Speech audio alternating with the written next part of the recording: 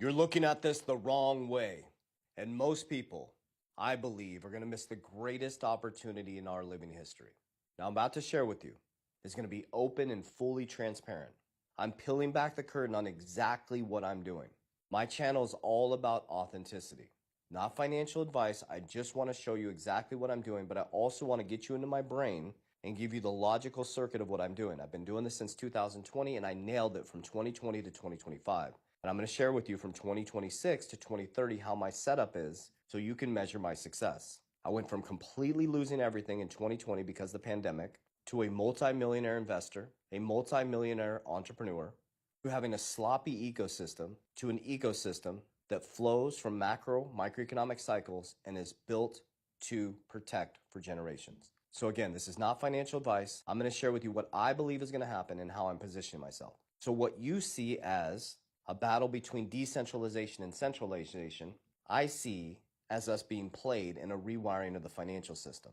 And why do I say this? Because you see this big battle between the crypto industry and the banking industry. And my past banking industry, I can see a rewiring of the system as they tell us to look this way as they accumulate all the assets this way. Remember they told you? Cryptocurrency is a fraud. It's used for money laundering, run as far as away from you. It's a pet rock. Trump told you that. He told you he's a dollar guy, anti-crypto. Larry Fink told you that. It's used for money laundering. Jamie Dimon told you that. But all of a sudden in 2023, BlackRock flipped, Larry Fink. Trump came back and ran as the crypto capital of the world, the Bitcoin president. Jamie Dimon says, Bitcoin, but blockchain technology, but their wealthy clients can invest in it, and they have their own blockchain set up and their own form of cryptocurrency or payment token. Look it up. JPM coin, I think it became Onyx. Wells Fargo's working with R3. You look at Bank of America's patent, you have Ripple. So what you see is this battle between decentralization and centralization. I see traditional banking merging with decentralized finance because it doesn't have a choice. First they resist it, then they sue it, then they regulate it, then they join it. Draper. The same thing every single time. So we're in regulation and joining phase. Jamie Dimon said it himself. If stablecoin companies are going to be getting yield, they need to be regulated as a bank. Well, you think there's this big battle going between banks and exchanges, but they're fighting for the same act, the Clarity Act, which gives banks clear rules of the road to operate in crypto. So if they were fighting against the banking system, then why would they be working together to come up with rules around stablecoin? So Coinbase will be a bank. Kraken's going to be a bank. Crypto.com got their bank charter conditionally approved. Ripple's going to be a bank. So you're not seeing this battle between exchanges and banks. You're seeing a merging of a system.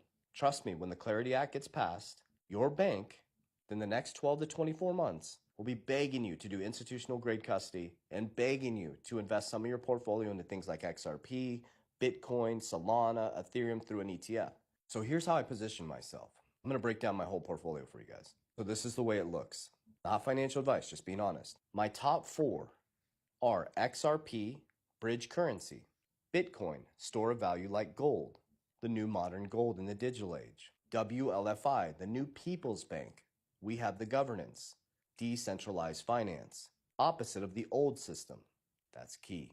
And Solana, a layer one where you can build protocols on top of. So with the rewiring of the system, I have a layer one. I have WFI, the new people's bank. I have XRP, a bridge currency. I have Bitcoin, the new store of value into the future like gold. I'm looking futuristically because baby boomers, this is not your economy anymore. Look at the younger adults and how they operate. This is not your economy anymore. I'm sorry, you cannot do your finances the same way. So that's my top four. That's the only four I'm accumulating over the next 5 years. Now I have others which I only have 7 cryptos now. I consolidated all of my cryptos into top 7. The other ones are XLM, HBAR, and VeChain. Did I get everything? XRP, Bitcoin, Solana, WFI, XLM, VeChain, and HBAR. There we go. So the percentage drop off really heavy after WFI. So the top, all my concentrations in those top four: XRP, Bitcoin, Solana, and WFI. WFI is above Solana. Okay, so that's crypto. Stocks, XXI and ABTC, American Bitcoin. American Bitcoin's number 1, XXI is number 2. So in the cryptocurrency space, I have payment tokens, I have store of value like gold, I have layer one, and I have the new people's bank and governance. On the stock side, I have American Bitcoin, which is mining, and Bitcoin Treasury. I have XXI, which is Bitcoin Treasury, and a crypto company. Okay, so let's talk about WFI, ABTC, and XXI. I do investments off logic, not emotion. So logically, Trump is running the world. America, writing the rules. Steve Witkoff's his right-hand man, traveling around the world as the business deal maker. Steve Witkoff, his sons, and Trump's sons, Eric Trump, Donald Trump Jr., run WLFI. So does Steve Witkoff's sons. If you look at the website, it says Emiratus 1 for Trump and Steve Witkoff. That means that they co-founded and they stepped out. So the boys are running the banks, the dads are writing the rules. I didn't create the game, I'm just following it. So WFI and ABTC, who's owned by Eric Trump, seem like good future investments for me because I'm banking on the people writing the new rules and the new infrastructure and the new system, which is decentralization. Then we have XXI, 21 Capital, Jack Mallers. So as they shout decentralization, anti-government, he's connected to Howard Lutnick, who is the Commerce Secretary, the right-hand man for Trump, the second right-hand man. He's a Commerce Secretary for your country. Cantor Fitzgerald is connected to XXI. So Jack Mallers connected to XXI through 21 Capital. So dads are writing the rules, people are running the banks. Are you seeing the pattern here? We went over my crypto, we went over my stocks. Then we have defense, which I call defense, and then we'll talk about protection. Protection is the ecosystem. So defense, why I'm so stoic and why I'm so calm, and why I can be open and honest with you guys, because I move like a stoic warrior. So I have defense, I have cash value life insurance. We use them as family banking concepts. I use Bitcoin as defense, Berkshire as defense, copper and silver as defense. Copper will be a trade when it goes parabolic, I'm gonna move into Bitcoin. But what I mean by defense, you do your retirement like this, crypto, stocks, that's like catching fish in a barrel. What you see as retirement, they're trading, we're trading.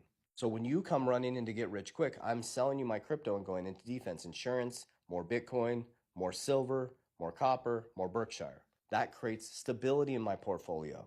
Then I wait patiently, ready to strike when the markets go red. And then L, I leverage on the good side of debt and I go in and I buy people's fear in assets that I believe in at a fair price. And I de-risk, de-risk, de-risk. Every time I get paid, I also buy dividend stocks that pay me more cash flow while I sleep. The difference between income and cash flow. Income you have to trade labor for, cash flow you make money while you sleep. So I take my income and my cash flow outside of debts and non-negotiables to live, and I transmute it into A, assets, which I just gave you all my assets, and then protection. I have a dynasty trust over it. I have a Wyoming LLC.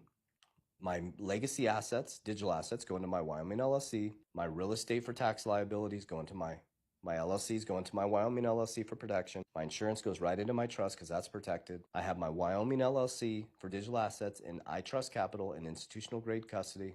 See it right in my bio. We are partnered with them. Anything I talk about, I own the company or actually use it myself, and I am partnered with I Trust Capital. It's the only company we're partnered with outside of something I actually own. And then on the business side, I have an S Corp that all my companies bleed into. I'm a W-2 employee of the S Corp and move everything to the protection side for protection and layers. We have a dynasty trust, owns a Wyoming LLC. Wyoming LLC is in institutional grade custody. My real estate properties are in Wyoming LLC for protection. My insurance goes into my trust because that's already protected. Insurance is the greatest protection and the greatest family bank concept. So that's how I'm doing it. I don't believe in the hype. I don't believe in the bullshit. We're all getting played. It's just a new rewiring of the system. Nothing new under the sun. Every fiat currency in history has collapsed. But you're not going to see the dollar collapse. You're going to see it transform into stablecoins. Trump saved the dollar from collapsing with the Genius Act and the Stablecoin Act. And you're about to get clarity for the banks, and you're going to see banks come rushing into crypto. So I hope this information reaches your heart well. If you want to follow my YouTube channel, 3T Warrior Academy, I break this stuff down every single day in long form, even longer than this, believe it or not. I'm a long-winded guy. I'm being open and transparent. It's exactly what I do, and I hope this helps you. Warriors, rise! Get your shit together. God bless you. Love you guys.